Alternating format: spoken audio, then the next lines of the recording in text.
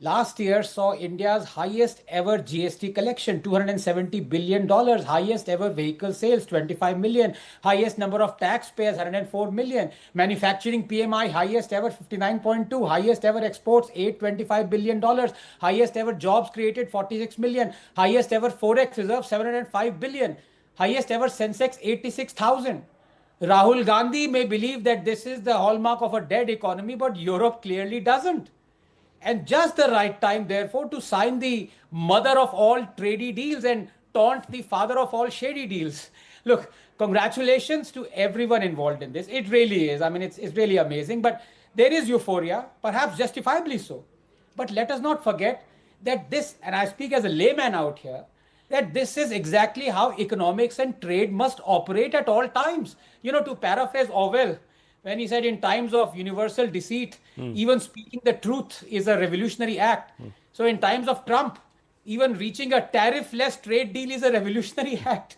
Yeah, Rahul, look, I remain an advocate for free trade because I know that this is the only way of eradicating poverty and making humanity more prosperous and equal. And so I'm fundamentally against high tariffs and quotas and duties. They encourage protectionism and license raj. They help in the short run because through protectionism and high tariffs, you create more jobs, more domestic growth, and setting up of factories and lower imports. But in the long run, protectionism and high tariffs result in what they've always resulted in: a socialist trap that ultimately destroys a country's economy through less choice for consumers, outdated technology, increasing friction with countries, and higher prices because of lack of competition and rule of monopoly. Remember Ambassador cars and Campa Cola? Do we want to return there?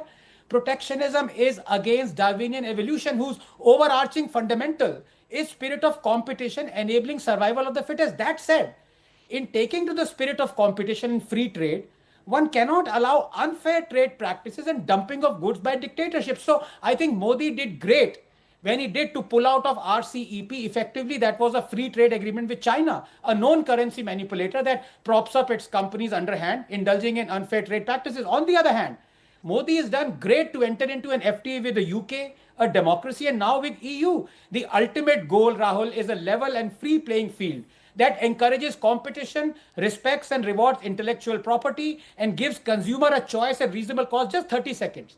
Free markets and free trade is the best arbiter. Did you know, for example, that Japan does not impose any tariffs or duties on American cars?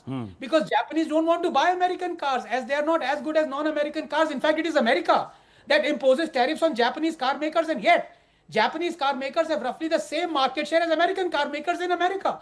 Protectionism is bad. Darwin said so, and Darwin is always right. Right now, Indian companies face 69,000 compliances. An MSE that employs, MSME that employs an average of 150 employees spends on average 18 lakhs a year in just filing compliances.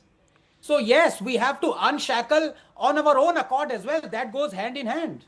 That's why this budget, viewers, is instrumental